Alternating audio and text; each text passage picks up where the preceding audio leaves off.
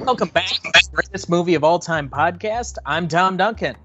And I'm Dana Duncan. And tonight we're covering 1976's Taxi Driver, the second film we're reviewing by Martin Scorsese.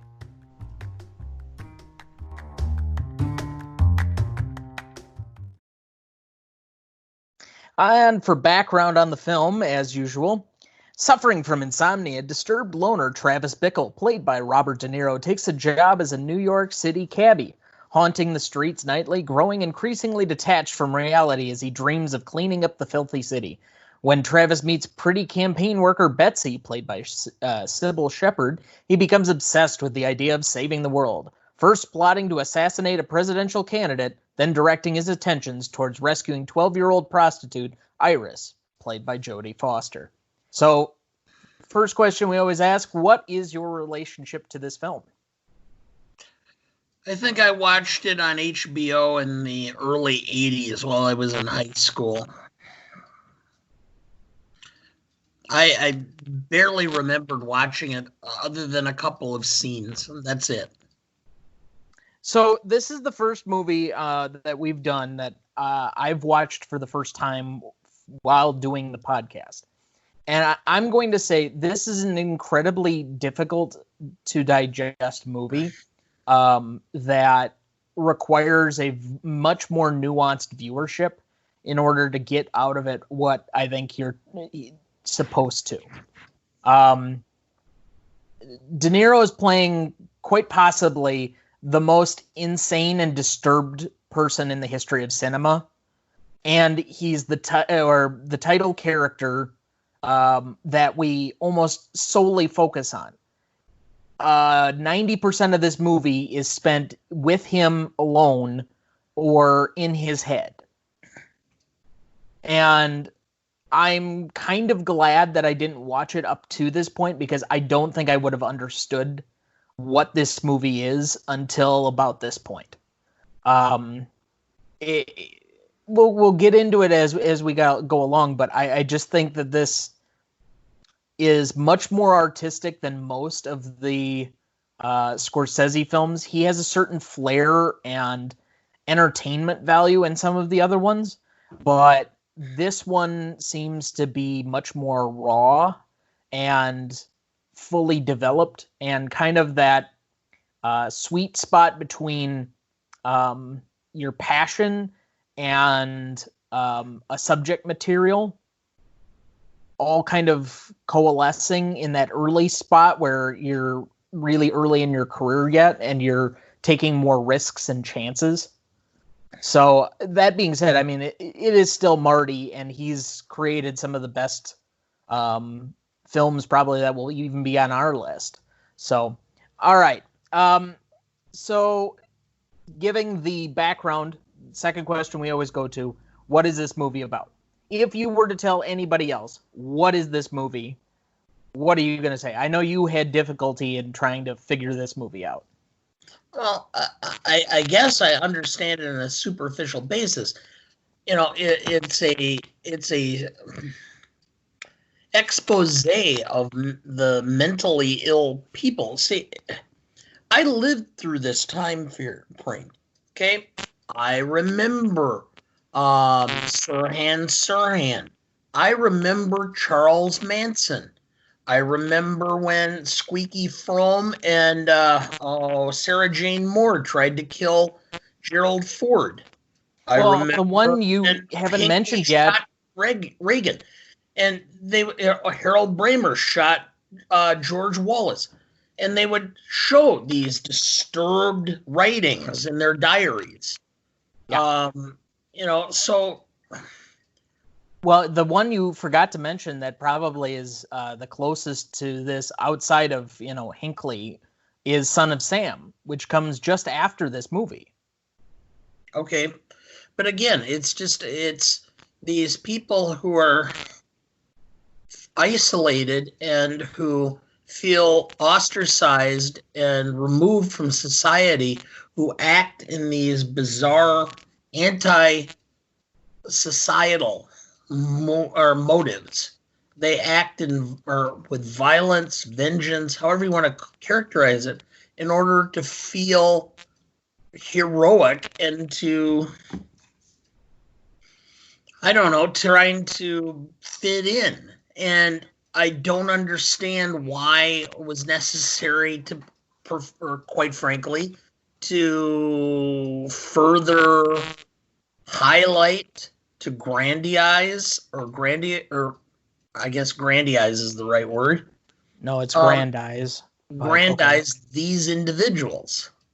I mean, I've seen many of Scorsese's films, and I've enjoyed most of them. This one, I understand where you're saying it's raw and it's taking chances and all this. I don't know. I think it's just kind of idealizing an individual who we shouldn't be idealizing.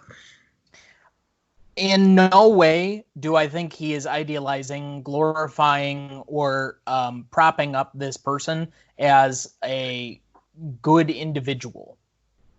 Other than the weird aspect of the ending, which I think we have to have a longer discussion on at the end of this.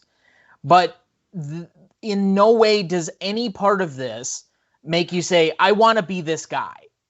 To me, this is trying to give a lifeline of empathy to the rest of us that don't understand how you could be this way.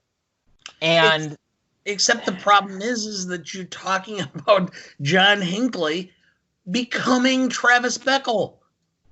Okay, you're highlighting it through only one frame and limiting your view of what the attempt is. Just because this movie exists and somebody took it in that frame does not mean we have to view it only through his frame. Like, clearly Hinckley is disturbed, but, you know, and again, I think this begs a larger conversation. Now, that's not to say I didn't live through Hinckley, you did. It's a much different time. However, I've lived through Newtown, I've lived through the Parkland shooting, I've lived through Columbine. I've lived through how many other countless lone wolves, the synagogue shooting, the Christchurch shooting. Some of these are all within the last 3 years.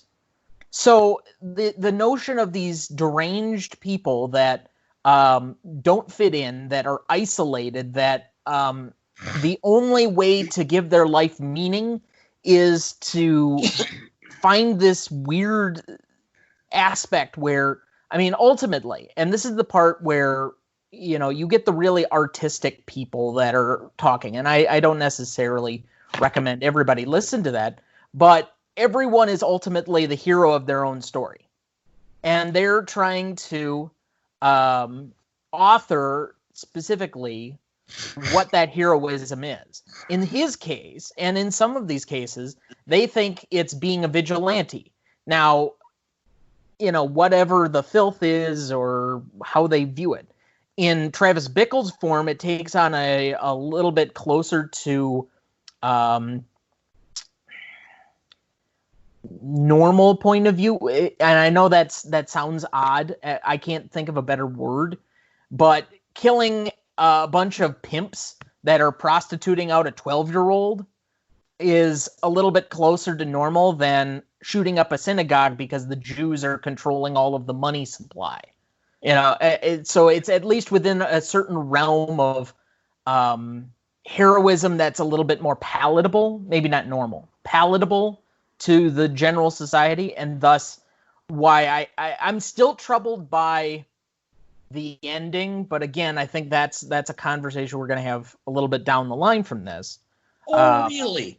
You're really troubled by the ending? That's the part that I found the most appealing because it exemplifies the whole psychology of the American public. John Dillinger is a hero. Bonnie and Clyde is a hero. Jesse James is a hero. I mean, this has been going on forever. Why wouldn't vigilantes be considered hero? Your favorite cartoon character or comic book character, Batman, is a vigilante. That's Yes, that more than anything says something about America. yes, but it's there is, and ultimately, and I've never answered the question myself, so I will now. Okay, what is this movie about? It's the fine line between vigilantism and psychopathic, and how we can see a normal seeming guy at different times can kind of become this lone wolf with no direction and do all these extraordinary things beyond the normal comprehension. Yes, I understand that, and maybe that is exactly what it is, and what that thin blue line is that separates vigilante from hero. But I mean, it also has to do with what society's acceptance is. I mean, when you're a young black man jogging through the streets of a city in Georgia and or a retired cop and his son shoot you to death because you look something like somebody who tried to break into a house in your neighborhood. I mean, you know, you go back 25, 30 years ago, they would never be arrested. Now and even now it was struggled. There was a struggle to get them arrested, but now it's it's cultural. That's the whole point. The point I also wanted to make is after reading one of Malcolm Gladwell's books, and I can't remember which one, is that these become self-perpetuating. The more it's his most recent one, Talking to Strangers. The more people who commit suicide, the more often that suicides occur. The same way with this. When you have school shootings, more school shootings happen. When you have more vigilantes, vigilantes occur. More of them take place. It becomes more acceptable to society. You know, I used to believe this whole concept of the slippery slope was a bunch of phooey. I mean, I remember back when Tipper Gore was trying to put ratings on albums because of profanity and violence and music and all this stuff. And now that I've gotten older, and it's not that I've become more socially conservative, it's that I see actually it is. There is a conditioning that happens. The more often you do something or accept something, the more likely it is to happen. If you accept that certain behavior is normal, then you end up with that behavior being normal. You have not become more socially conservative. Your Overton window has.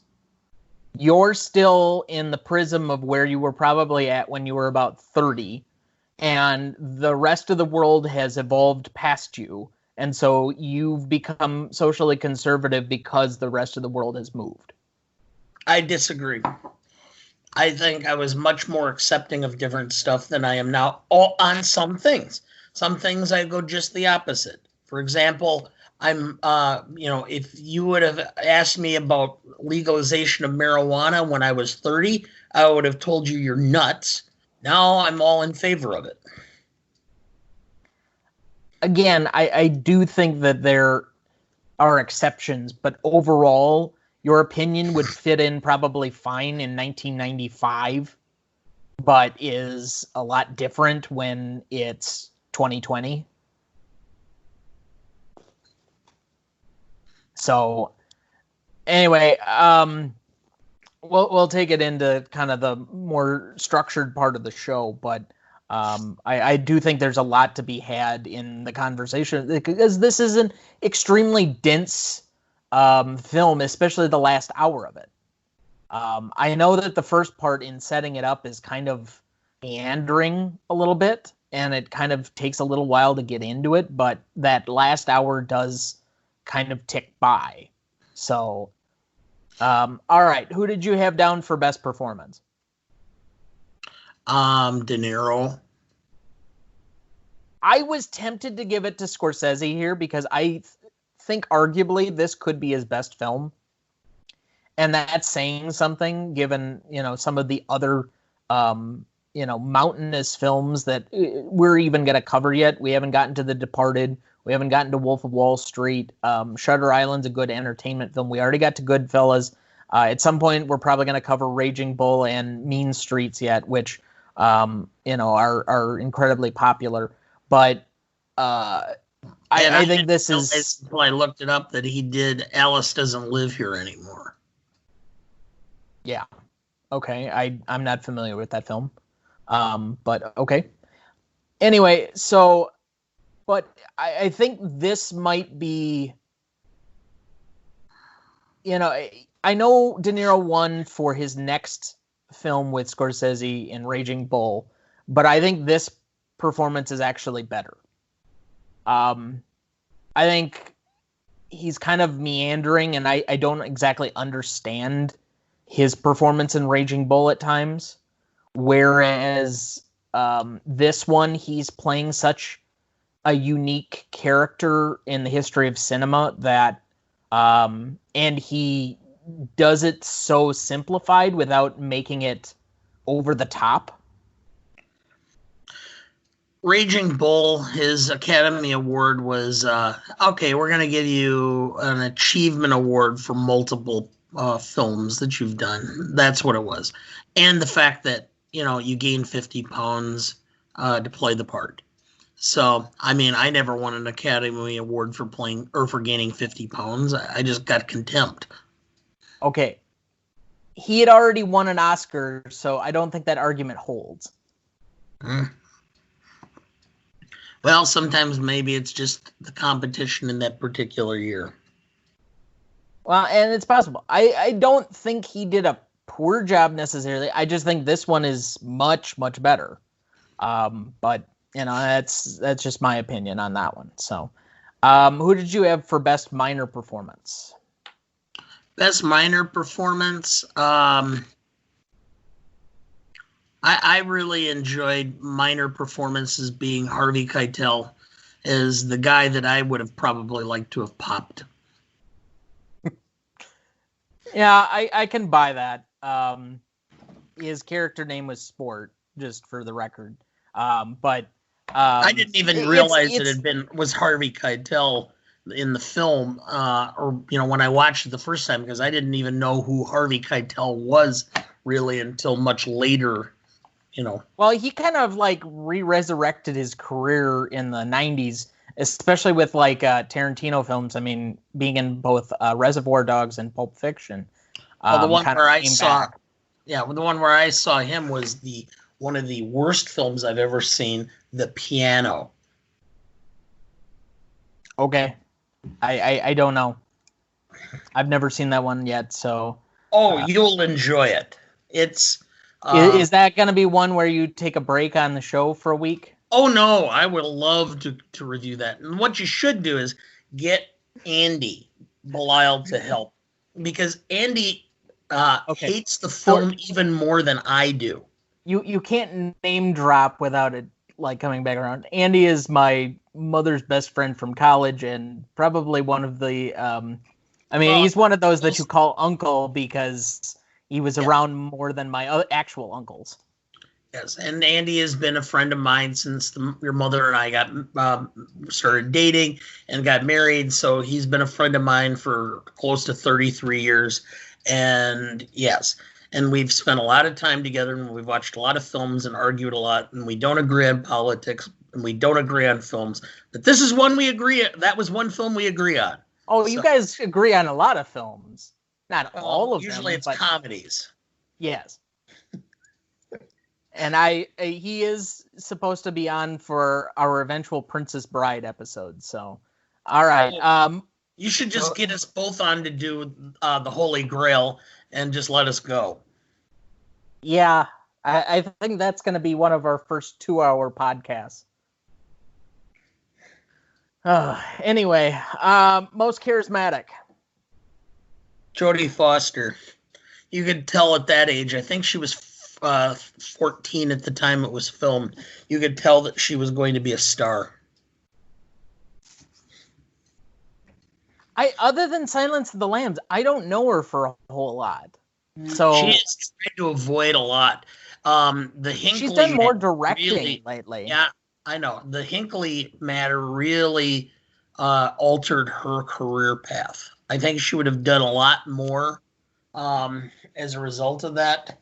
But that really shook her up. And then the other aspect is that really shook her up was after Silence of the Lambs. She's a very private person, and she had been in a relationship for a long time, and most of the gay and lesbian magazines forced her out, and she was like, I'm not hiding it, but I don't want to talk about it.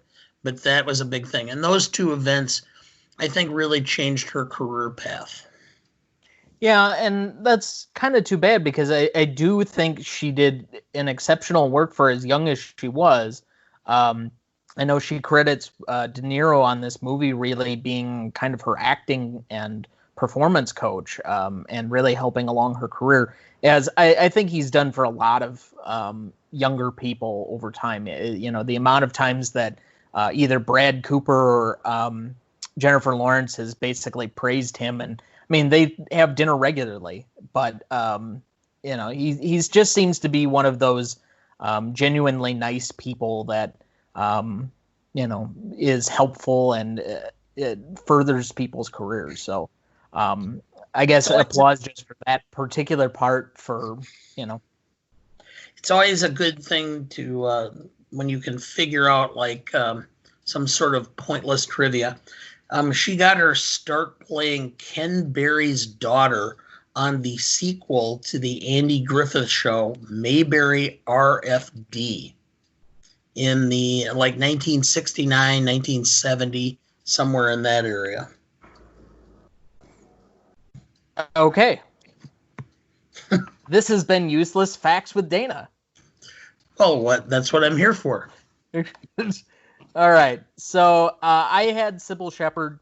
I think it was quite definable that she was kind of in that movie stars, series of hers kind of through the mid to late 70s, and really had advanced into her own space where she could just carry a scene if she needed to. And I thought every scene she was in, she popped off the screen. So I just, for charismatic, that's kind of what you're looking for.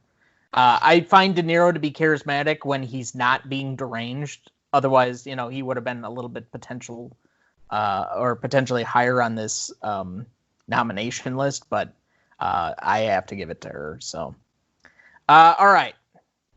Best scene. Now, this is difficult because a lot of the scenes, kind of like how he references his days, kind of blend together. And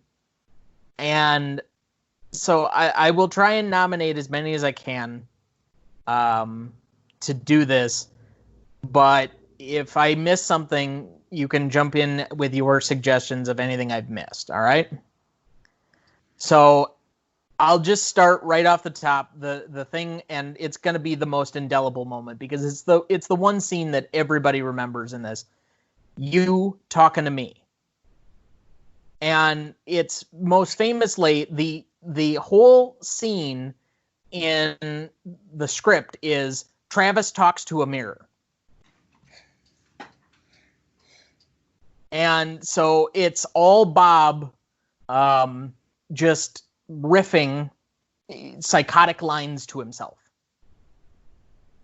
And, that whole scene is the epitome of what he thinks and how he views himself through that prism, taking us into his mind, but for the one time where it's not narration. Okay. So, number 2, taking Betsy to the stag film. It was one of the few... I think there were 4 different what the fuck moments in this movie, but it comes back around. Like, I didn't understand what he was trying to say until I realized who Travis Bickle was, and this is just another piece in the puzzle. But who the fuck takes a woman to a stag film? Like, it's seriously weird. Yeah, Okay. okay, yeah. All right, I got it. All right. Number 3. His first approach to Betsy by simply walking into the Palatine office. He just strolls right on in. He pushes Albert Brooks out of the way, and then he makes this whole pitch with this seeming like aura of confidence that most men just don't have. And you're starting to think, oh, this guy might be a little bit normal and, might have some things together.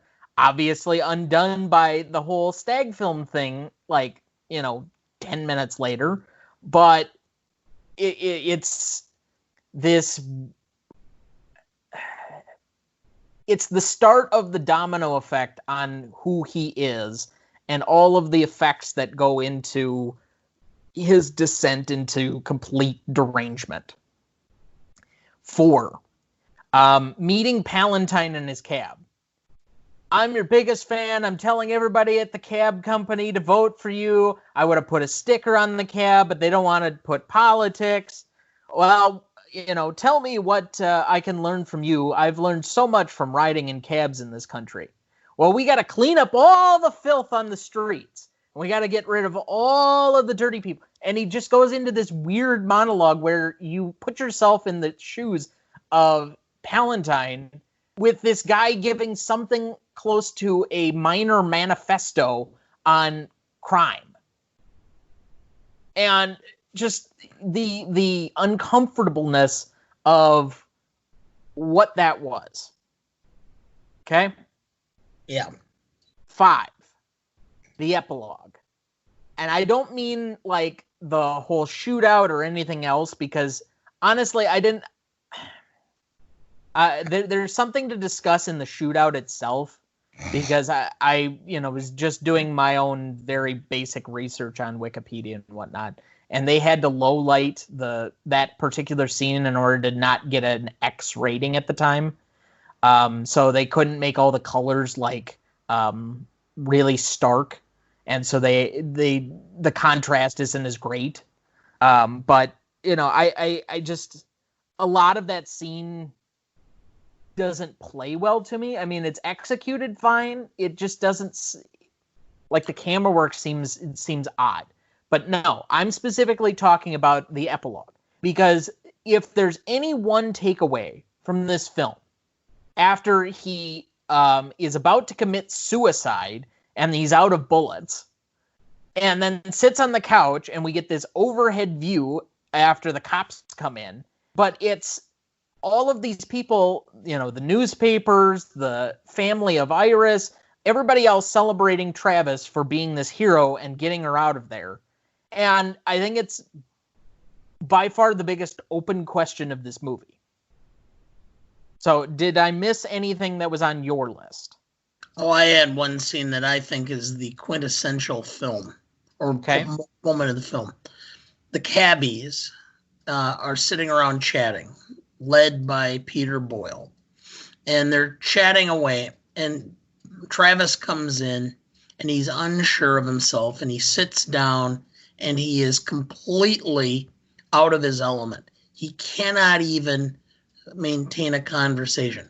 These are people that are supposedly his peers, and he cannot even come close to bonding with them. This just shows how completely adrift he is in the world. Yeah, that's a good one. I'm just thinking of another one that you could nominate, and that's the interesting cameo by Scorsese as the cab passenger watching his wife cheat on him, essentially. And we'll get to that. It's specific because it has a wraparound line that really leads into the second part of the movie. But I think that's the point in time where this movie really starts to pick up, because it's right about that time that Travis decides he's going to go get a gun, and he gets multiples and starts doing all of this other extraneous shit in his apartment. So...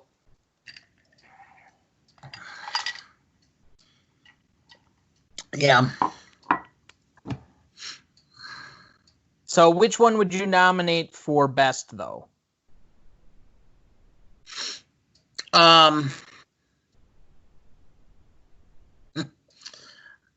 mean, I really think the epilogue is the real. That's what the film states. That's what the film is all about. Yeah, well, I don't know if it's what it's about, but I think it is its most artistic stroke. Well, I think it summarizes what he's trying to say, which is Americans glorify.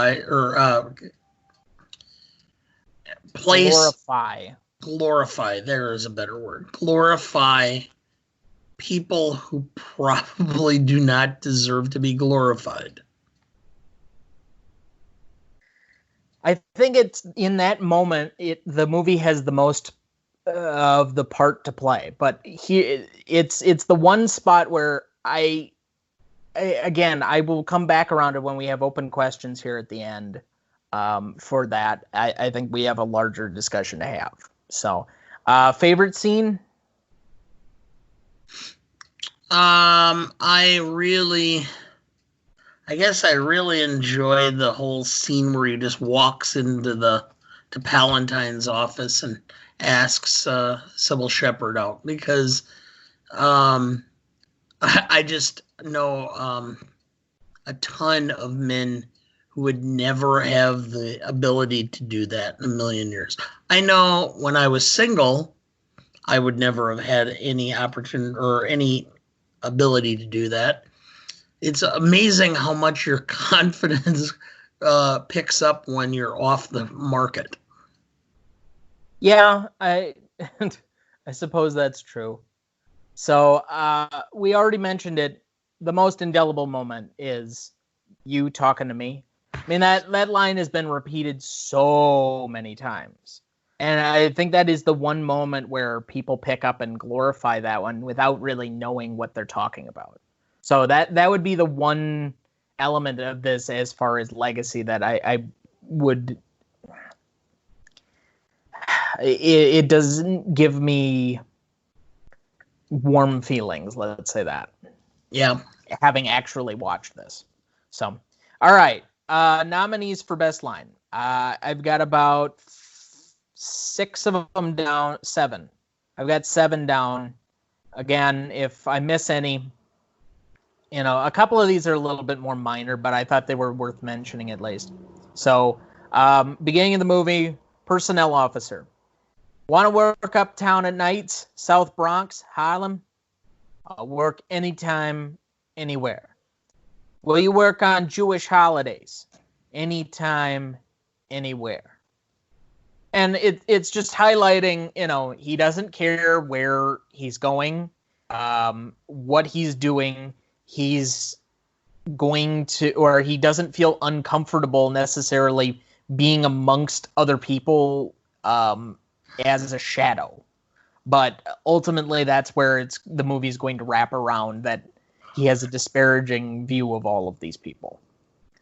Most of the rest of the best parts of these lines are all self-narration. So, Travis, 12 hours of work and I still can't sleep. Damn, days go on and on. They don't end. His insomnia further driving his erratic behavior. And I do think there's a commentary where, I think it's more of a throwaway in this, but, he was honorably discharged from the Marines coming out of Vietnam. Is it possible that he's deranged due to potential PTSD? It's likely. I don't think the film really emphasizes any part of that other than just kind of like passing it aside. But I think there is an element of that. If this movie were made now, that character, it would be similar in scope, or that would be a bigger part of the movie.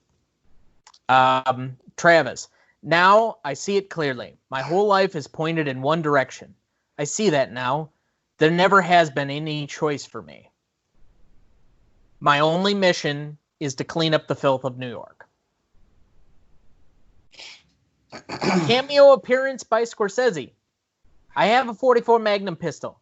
I'm going to kill her with that gun. Did you ever see what a 44 Magnum pistol can do to a woman's face? I mean, it'll fucking destroy her. Just blow her right apart. And that's the wraparound line where he really goes out to get a gun. And, of course, he's looking specifically for the 44 Magnum, which became most famous for a movie a few years before this that will eventually cover, Dirty Harry. Yes. Travis, loneliness has followed me my whole life. Everywhere. In bars, in cars, sidewalks, stores, everywhere. There's no escape. I'm God's lonely man. The infamous. You talking to me? You talking to me? You talking to me? Well, then who the hell else you talking to? You talking to me? Well, I'm the only one here. Who the fuck do you think you're talking to? And finally, thank God for the rain, which has helped wash away the garbage and trash off the sidewalks. I'm working long hours now, 6 in the afternoon to 6 in the morning. Sometimes even 8 in the morning, 6 days a week. Sometimes 7 days a week. It's a long hustle, but it keeps me real busy. I can take in $350 a week, sometimes even more when I do it off the meter. All the animals come out at night. Whores, skunk pussies, buggers, queens, fairies, dopers, junkies, sick, venal. Someday, a real rain will come and wash all this scum off the streets. All right, so if I were to pick my best... Well, do you have any other nominees? Let's go there first. No. If I were to pick the best one, I think it's Loneliness Has Followed Me My Whole Life. I'm God's Lonely Man. I agree.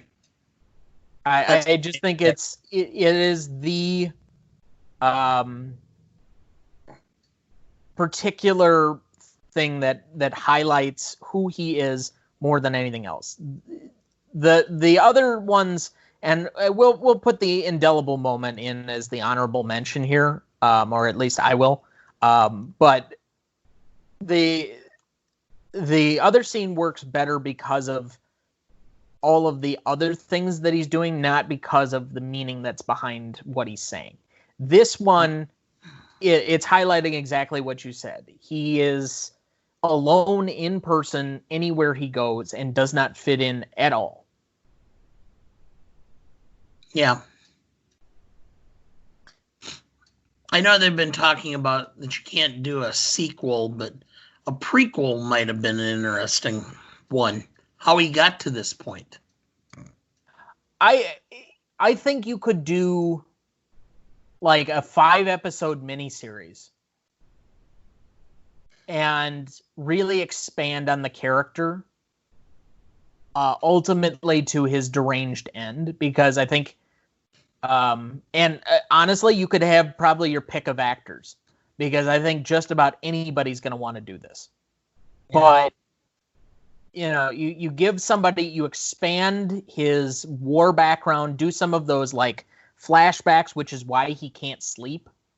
Yeah. And you really expand on some of these other areas that they kind of gloss over at times, and then make the final episode really, I don't want to say over the top, but he just goes on this rampage that's a little bit more, or a little bit expanded beyond the original thing. And I think that possibly could work. Yeah. I mean, they've already done the sequel, because Travis ends up selling insurance in Puxatawny, Pennsylvania. Really?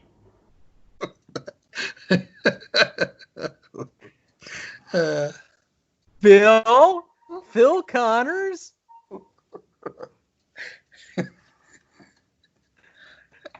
Anyway, all right. I'm not even going to ask you for your funniest line, because there aren't any. I mean, this is a very difficult movie. The funniest line is, asking what the funniest line is. Well, I do realize the shortcoming of having the funniest line in movies like this, or try to get me to do the funniest line during something like Schindler's List is not going to be easy. Yeah. Anyway, all right. So we'll take a quick break there for a word from our sponsor.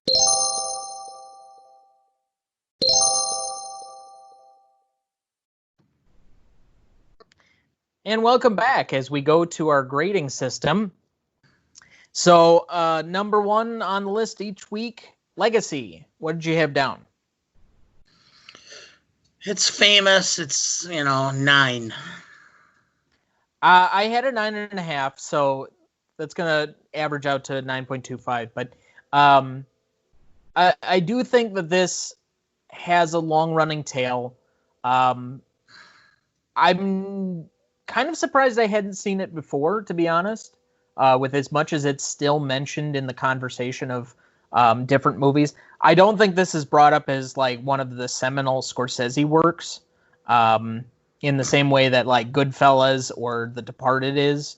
But this is obviously, this is a better film than either of those two. So, and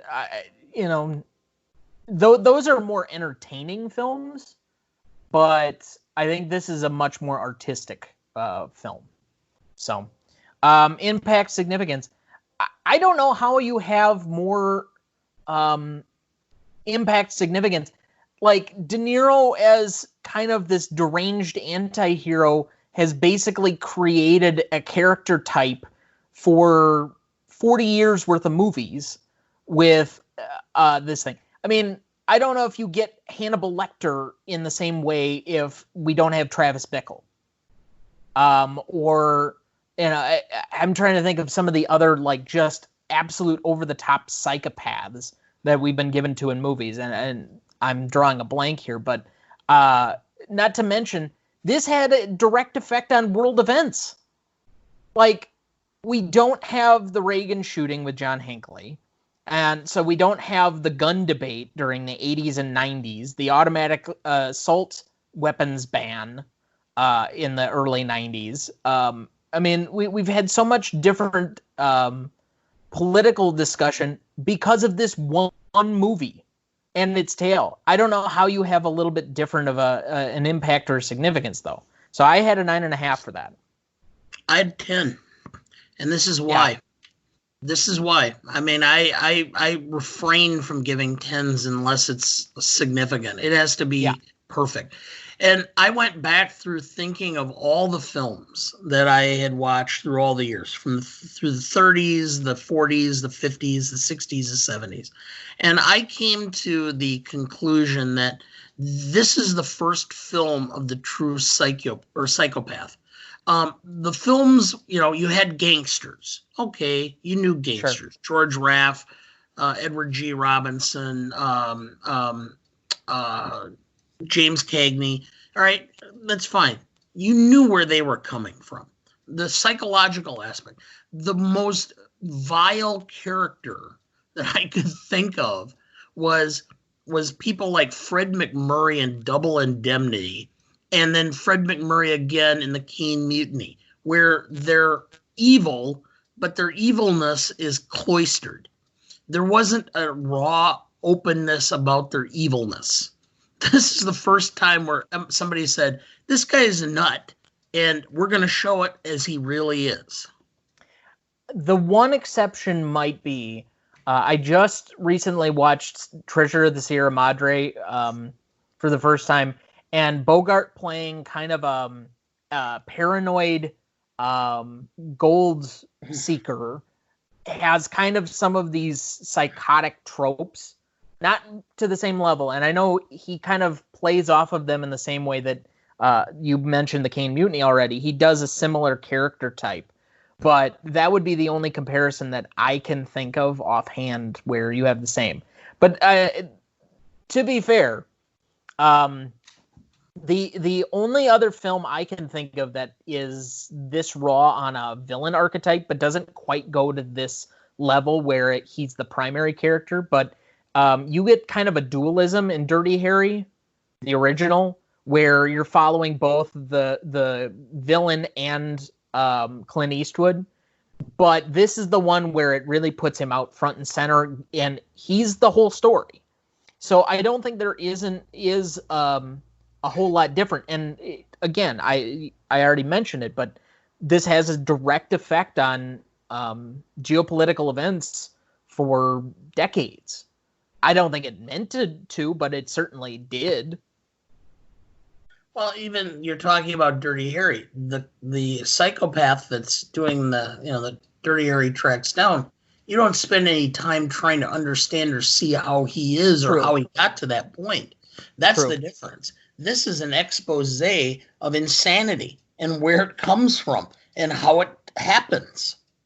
Yeah, I think we got to a certain point in that decade where you get a much bigger expose of derangement than we had, and it's much more raw and placed out front and center. So novelty, I had it as a 9. I think you're going to probably be higher based on what you've already been talking about. I had 9.5. Okay. And like, honestly, I could have gone maybe a little higher. I don't know, maybe with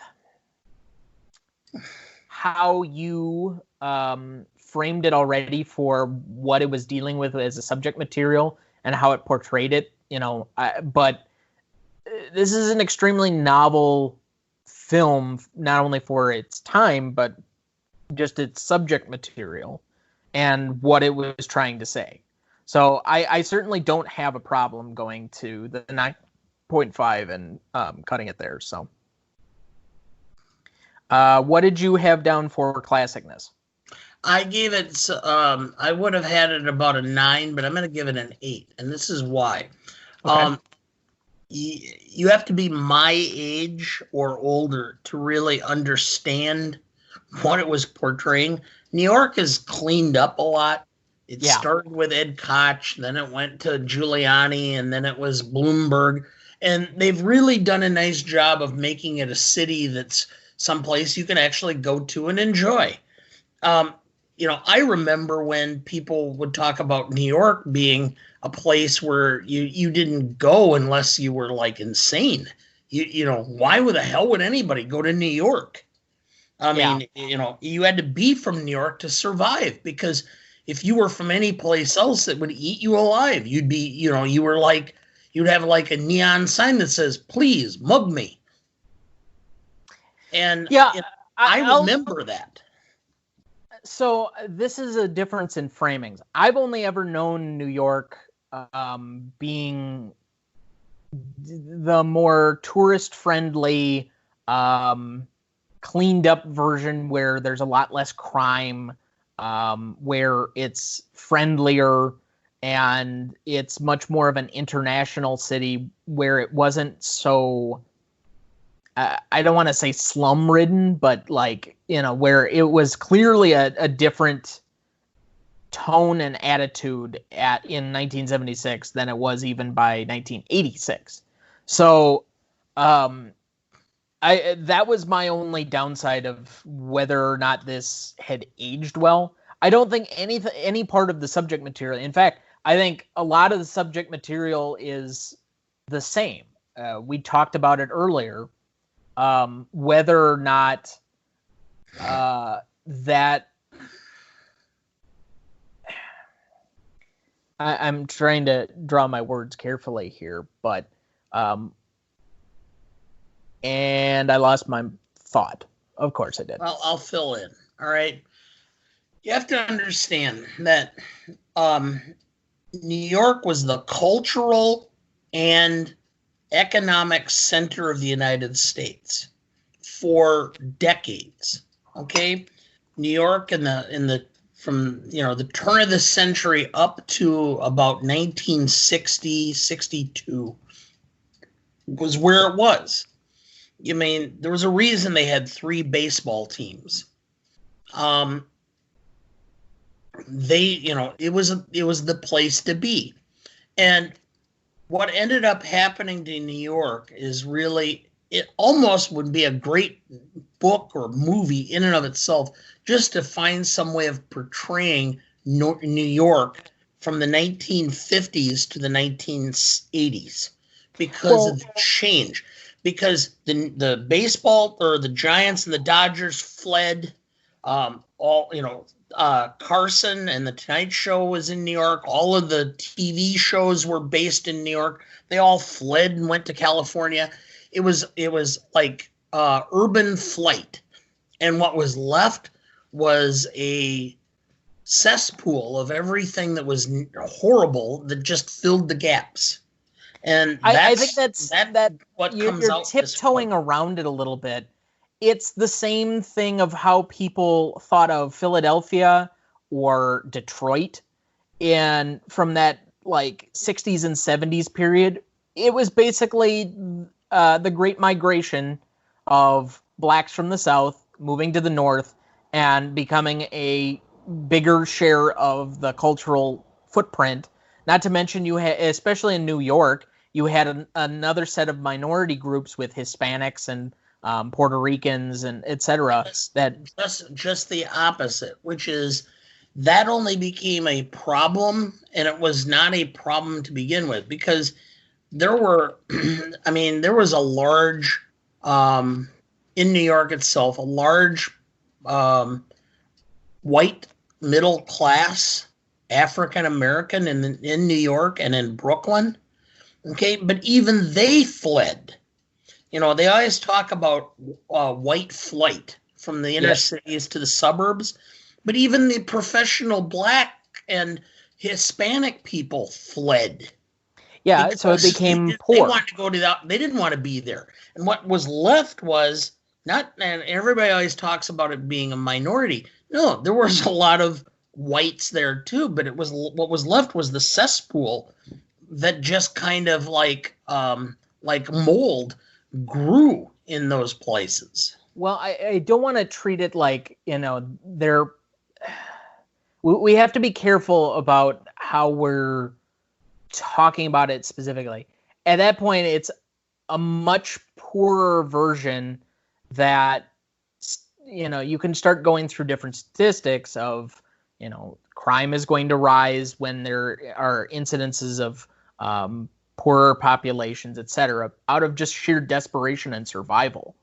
That is at least more sympathetic, but you get a sense for what that was. Clearly, there's more money that's moved in, and they've tried to up at least like the working class or income level of New York, and that's really quote unquote cleaned it up, even in parts like the Bronx in certain sections even now. Well, now it's Queens. The Bronx is only started. It was Queens that really changed. And what it is it's a renewal. You find that in major cities all over, which is the urban, I don't know, intelligentsia. Those with education and affluence are moving back to the cities because they don't want to spend an hour and a half in their frickin' cars each way to get to work. Yeah. So all of this is to say I had it down for a 9, and I think it's just a matter of you and I viewing it through different lenses. So that's going to put it at an 8.5 for classicness. So we'll just move on briefly to rewatchability. This is the least rewatchable film of any of the ones we've done so far. I had it at a 4.5. I probably could have gone lower. I might rewatch this again as like a film study or to show somebody, but it's not one I'm going back to and just like, enjoyable watching anytime soon. Oh, I had this at 3.5. This is one of those films where you're skipping around on Netflix or on TV, and this film comes up and you go, "Oh, Taxi Driver." I'm not in that frame of mind. Yeah. I know exactly what you mean. You got to be in the right frame of mind for this film. And I'm saying that not because it's not a good film, but I'm putting films like I'm trying to think of some of the, I actually liked Ishtar. It's considered one of the worst films ever made. No. I liked Ishtar. I thought it was funny. And what are you doing? I thought putting Ishtar these in the was, same sentence. I thought Ishtar was more rewatchable than Taxi Driver. I don't remember where, but like on either Showtime or Starz' library, it's on somewhere, and I've thought about putting it on for, the sake of that, but I should probably watch it with you. But there is no way in hell that you're comparing these two. I'm not, other than rewatchability. I dare you to watch Ishtar. You watch Ishtar, and you'll come away and go, okay, it's stupid, but it's not that bad. It's not nearly as bad as the critics said it was. All right. Just the fact that it's Warren Beatty and Dustin Hoffman and Charles Grodin. So anyway. All right. So the audience score on this one was a 93%, so for 9.3 points overall. So after the lowest score or audience score we had last week for Big, kind of a rebound here. The watchability is what's going to make this one take a little bit of a hit. But at a 50.3 overall, it slots in just behind Apocalypse Now at number 5 and just ahead of Raiders of the Lost Ark on our current list of 14 that we've got working right now. All right. So that is where we're at for that. Just quickly, for anybody interested, we'll just kind of give part of this. Maybe we should put this higher in the overall piece. I think I'm going to move this now towards the top since we're not doing recognition as a formal category, and it probably should be mentioned probably sooner in the show. But recognition for this movie, it was nominated for Best Picture Actor for De Niro, Supporting Actress for Jodie Foster, and Original Score. It placed on both AFI Top 100 lists in 98 in 2007 at numbers 47 and 52 respectively, and it is or has been retired by the National Film Registry. So, same year was All the President's Men, and I think this was the same year as Network. I thought Network was the year before. No, the year before was the year of One Flew Over the Cuckoo's Nest. This is the year of Rocky. Okay. Oh, that's what it was. It was Rocky. So, by the way, if we ever get a chance, just thinking about those early 70s films, the best film one year and one best actor, Art Carney, for the film Harry and Tonto, which I have never seen and which is absolutely deadpanned. As far as no one ever talks about it, no one I think has ever seen it. Well, it might be one that's difficult to find, so we'll see if it ever comes up. Now that it's more on my radar, I'll look, because I start searching through a lot of these streaming lists in order to get our next set of films as we kind of go along. So. I still have the CD version of Netflix available, so I could actually find it if it's at Netflix on CD. All right. Well, we'll take a look. But all right. So last part of the show, remaining questions. The first time I watched it, the epilogue, and this is why I was saving it for the end. I thought for sure that this was a dream sequence. Because how the fuck did he get off with just shooting up like 4 different people and just walk away? I don't get it at all. To me, it makes more sense that it would have been a dream sequence where he's celebrated and you're going deep inside his mind of what all of the things he thinks were going to happen for him if he gets to that point. Because you have the parents celebrating him, he gets notoriety in the papers, and Betsy rides in the back of his cab and celebrates him. Yeah. But that's not a fantasy. That's the reality. And quite frankly, I never thought it was a dream sequence. I thought it was reality because it's easy. The police are going to be looking at this and they're going to see that Harvey Keitel's character actually shot at Travis and wounded him. So, of course, they're going to assume he was armed when Travis shot him. And, the other guys, and I would point out that whole sequence is, there's all kinds of symbolism. So what's he do to the guy who runs the hotel?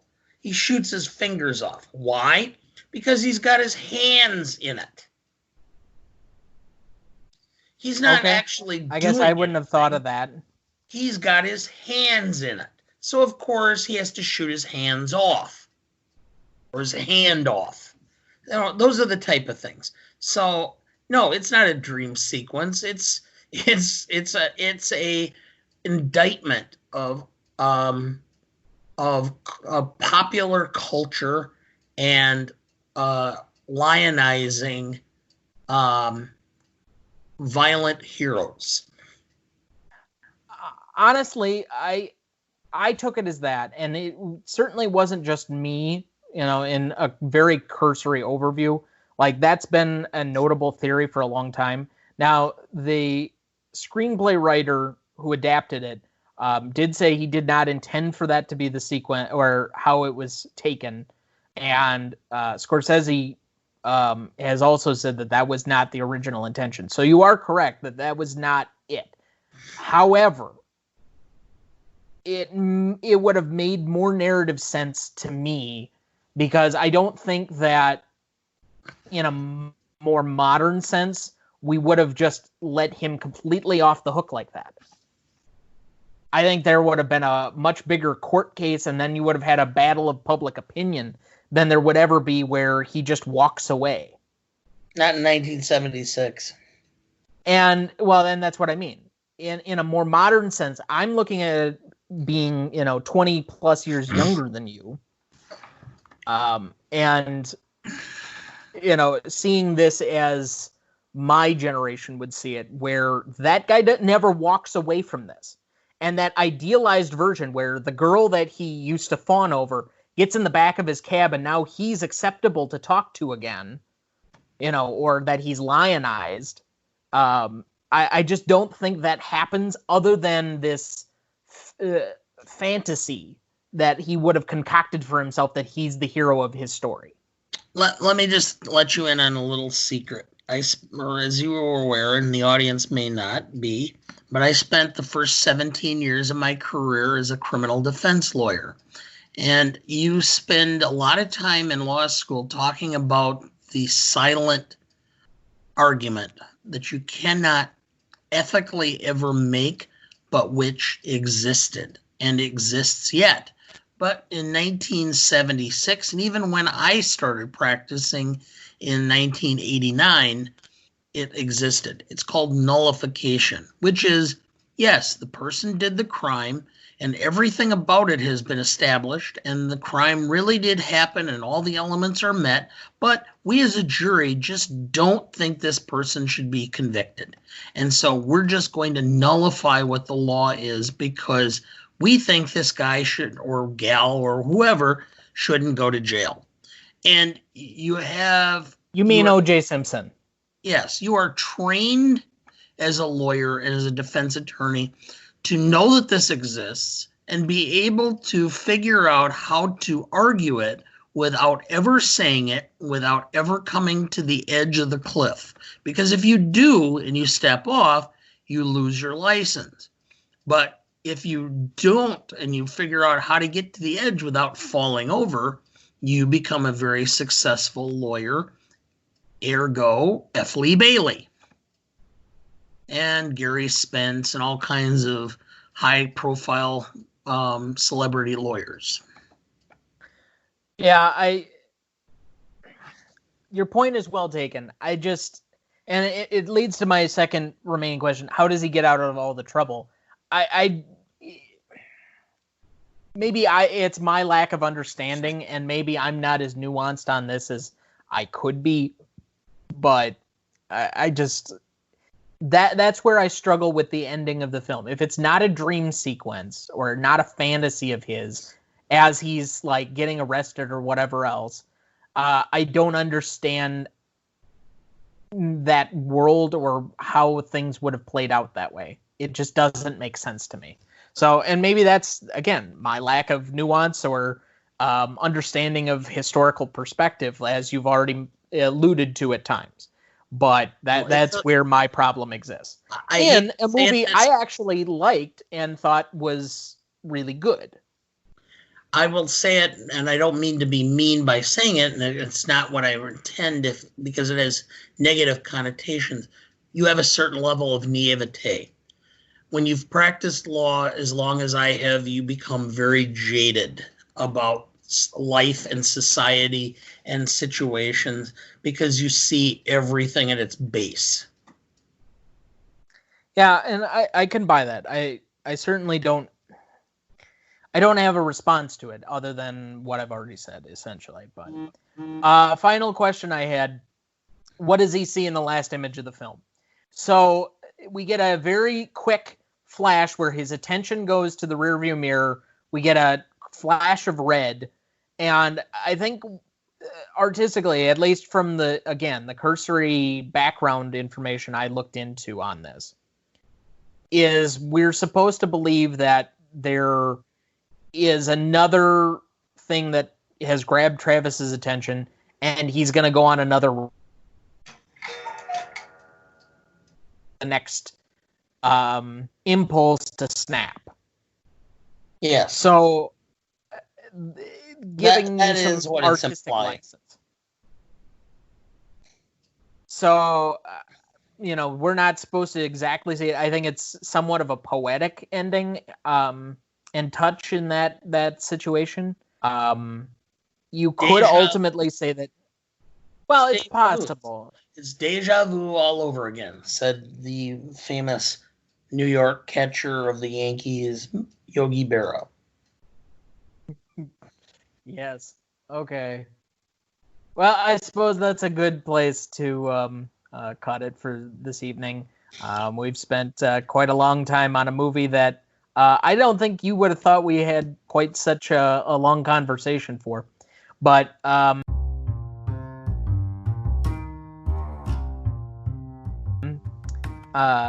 I wish we could talk longer, but I'm expecting a friend for dinner. If you have not subscribed to the podcast yet, please hit follow on Spotify or subscribe on iTunes or whichever platform you're listening to, so you get the new episode. Sure. But whichever one you're listening to us on, please hit subscribe so you can get a new episode like this every week. Next week, we are planning on doing The Dirty Dozen. I don't remember what year that is right offhand, but it is another one of the films that I have yet to have seen, but a little bit more of anti-hero but fun, entertaining movie, World War II movie that we can possibly pick apart. So any final thoughts?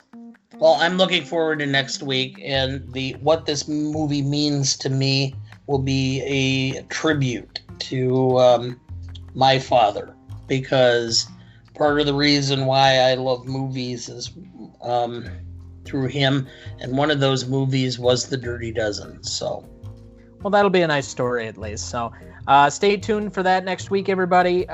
Please rate and subscribe. I already went through the subscribe, but if you give us a rating, that'll help us move up the suggestibles list on whichever podcast stream you're listening to, and we'll see everybody next week.